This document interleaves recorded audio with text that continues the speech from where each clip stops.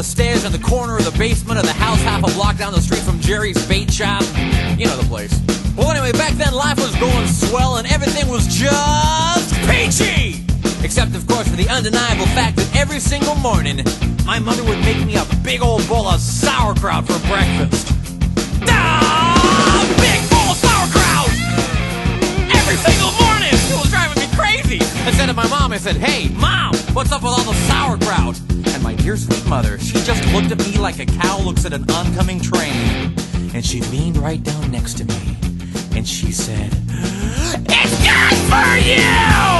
And then she tied me to the wall and stuck a funnel in my mouth and force-fed me nothing but sauerkraut until I was 26 and a half years old. That's when I swore that someday I would get out of that basement and travel to a magical, faraway place where the sun is always shining and the air smells like warm root beer and the towels are oh so fluffy. Where the Shriners and the lepers play their ukuleles all day long and anyone on the street will gladly shave your back for a nickel. Waka waka doo-doo, yeah! Well, let me tell you people, it wasn't long at all before my dream came true. Because the very next day, a local radio station had this contest to see who could correctly guess the number of molecules in Leonard Nimoy's butt. I was off by 3, but I still won the grand prize. That's right, a first-class one-way ticket to Albuquerque. Albuquerque. Oh, yeah. You know, I'd never been on a real airplane before, and I gotta tell you, it was really great. Except that I had to sit between 2 large Albanian women with excruciatingly severe body odor, and the little kid in back of me kept throwing up the whole time. The flight attendants ran out of Dr. Pepper and salted peanuts, and the in-flight movie was Biodome with Pauly Shore, and oh yeah, 3 of the airplane engines burned out. We went into a tailspin and crashed into a hillside, and the plane exploded in a giant fireball, and everybody died! Except for me. You know why? 'Cause I had my tray table up, and my seat back in the full upright position. Have my tray table up, and my seat back in the full upright position. Have my tray table up, and my seat back in the full upright position.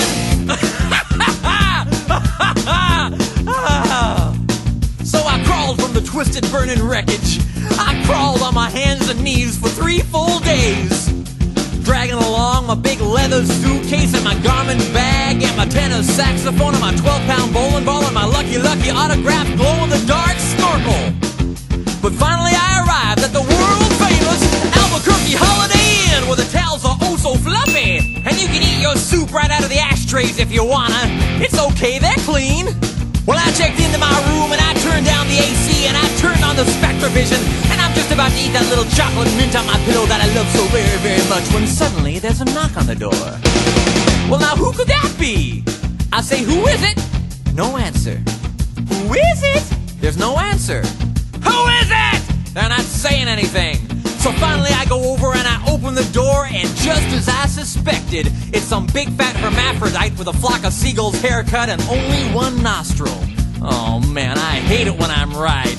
So anyway, he burst into my room and he grabbed my lucky snorkel and I'm like, "Hey, you can't have that! That snorkel's been just like a snorkel to me!"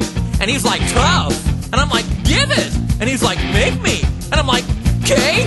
So I grabbed his leg and he grabbed my esophagus and I bit off his ear and he chewed off my eyebrows and I took out his appendix and he gave me a colonic irrigation. Yes, indeed, you better believe it.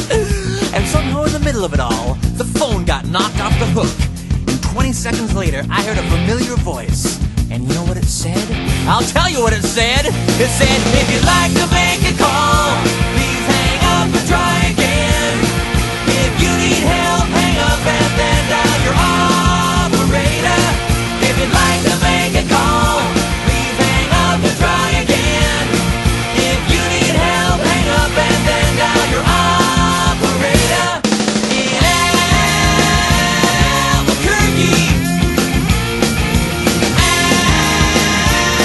Albuquerque. Well, to cut a long story short, he got away with my snorkel. But I made a solemn vow right then and there that I would not rest. I would not sleep for an instant until the one-nostriled man was brought to justice.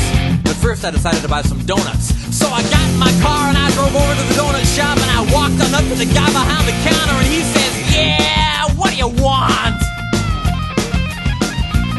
I said, "You got any glazed donuts?" He said, "No, we're out of glazed donuts." said, well, you got any jelly donuts? He said, no, we're out of jelly donuts. I said, you got any Bavarian cream-filled donuts? He said, no, we're out of Bavarian cream-filled donuts. I said, you got any cinnamon rolls? He said, no, we're out of cinnamon rolls. I said, you got any apple fritters? He said, no, we're out of apple fritters. I said, you got any bear claws? He said, wait a minute, I'll go check.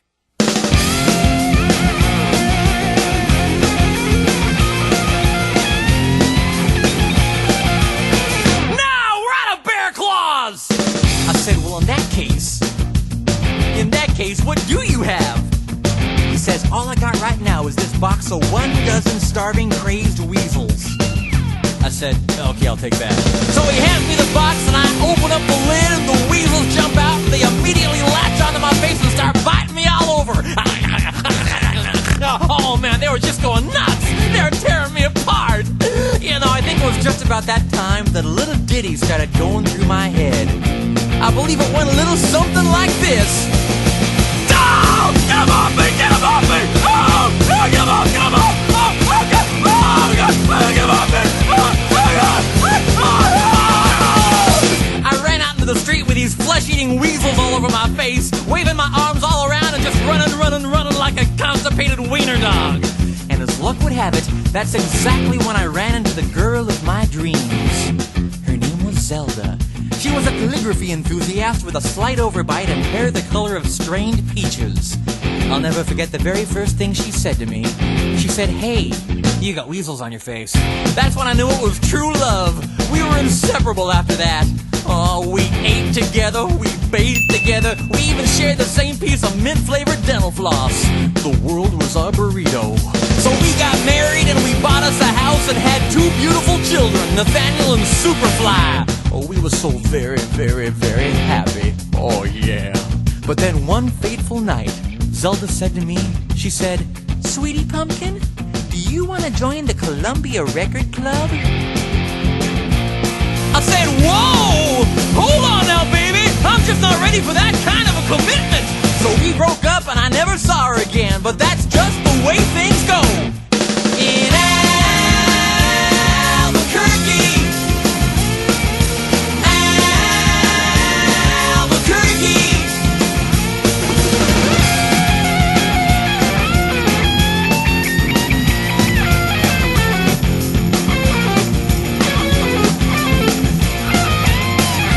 Things really started looking up for me because about a week later, I finally achieved my lifelong dream. That's right, I got me a part-time job at the Sizzler. I even made Employee of the Month after I put out that grease fire with my face. Oh yeah, everybody was pretty jealous of me after that. I was getting a lot of attitude. Okay, like one time, I was out in the parking lot trying to remove my excess earwax with a golf pencil when I see this guy Marty trying to carry a big old sofa up the stairs all by himself. So I say to him, I say, hey, you want me to help you with that? And Marty, he just rolls his eyes and goes, no, I want you to cut off my arms and legs with a chainsaw. So I did. And then he gets all indignant on me. He's like, hey man, I was just being sarcastic. Well, that's just great. How was I supposed to know that? I'm not a mind reader for crying out loud. Besides, now he's got a really cute nickname, Torso Boy. So what's he complaining about? Say, that reminds me of another amusing anecdote. This guy comes up to me on the street and he tells me he hasn't had a bite in 3 days. Well, I knew what he meant, but just to be funny, I took a big bite out of his jugular vein. And he's yelling and screaming and bleeding all over, and I'm like, hey, come on, don't you get it? But he just keeps rolling around on the sidewalk, bleeding and screaming, ah! Ah! Ah! You know, completely missing the irony of the whole situation. Man, some people just can't take a joke, you know? Anyway, where was I? Kind of lost my train of thought. Okay, anyway, I know it's kind of a roundabout way of saying it, but I guess the whole point I'm trying to make here is I hate sauerkraut! That's all I'm really trying to say. And by the way, if one day you happen to wake up and find yourself in an existential quandary, full of loathing and self-doubt and racked with the pain and isolation of your pitiful, meaningless existence, at least you can take a small bit of comfort in knowing that somewhere out there in this crazy old mixed up universe of ours, there's still a little place